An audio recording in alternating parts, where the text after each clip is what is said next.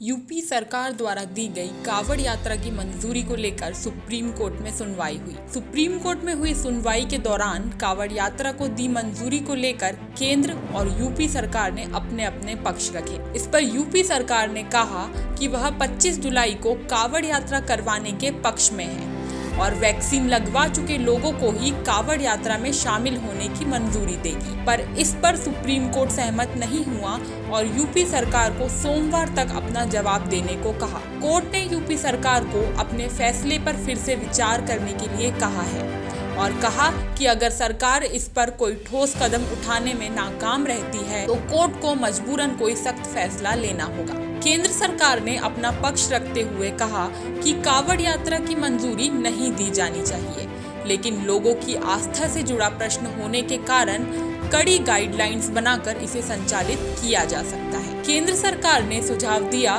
कि यूपी सरकार पवित्र गंगा जल को टैंकरों से अलग अलग जगह उपलब्ध करा सकती है ताकि लोग उस गंगा जल से अपने पास के मंदिरों में जलाभिषेक कर सकें। सुप्रीम कोर्ट ने दोनों पक्षों की दलीलें सुनने के बाद 2 अहम टिप्पणियां दी और कहा कि किसी भी तरह की भावनाएं, चाहे वो धार्मिक ही क्यों ना हो, वो स्वास्थ्य और जीवन के अधिकार से ऊपर नहीं हो सकती। कोर्ट ने आगे कहा कि ये सभी भावनाएं इन मौलिक अधिकारों के अधीन आती हैं, लेकिन इसका महत्व स्वास्थ्य और जीवन के मौलिक अधिकार से बड़ा नहीं हो सकता। कोर्ट की इन टिप्पणियों का सरल अर्थ ये है कि सुप्रीम कोर्ट कावड़ यात्रा को दी मंजूरी के पक्ष में नहीं है। 16 जुलाई को इस पर याचिका के दौरान सुप्रीम कोर्ट ने कोरोना को देखते हुए यूपी में होने वाली कावड़ यात्रा पर रोक लगा दी और यूपी सरकार से पुनः विचार कर जवाब मांगा है। यूपी में होने वाली कावड़ यात्रा पर सुप्रीम कोर्ट ने स्वतः संज्ञान लिया,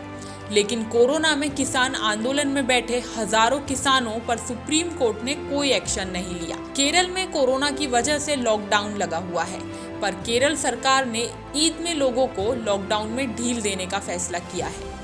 केरल में ईद पर निकलने वाले लोगों और विधानसभा सत्र के दौरान आंदोलन करने वाले क्या सभी किसान और लोग वैक्सीनेटेड होंगे? क्या उनसे कोरोना फैलने का कोई खतरा नहीं है? इस पर कोर्ट क्यों संज्ञान नहीं ले रहा है?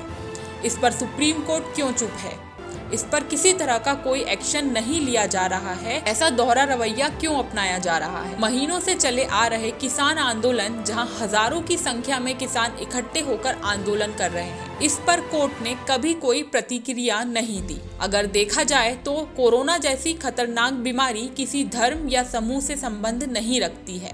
ये पूरी दुनिया को एक ही तराजू में तौलने का काम कर रही है और इस हिसाब से सभी देशों में समान कानून और गाइडलाइंस बनाए जाने चाहिए। पर सभी के लिए अलग अलग गाइडलाइंस बनाने के पीछे का क्या मकसद है?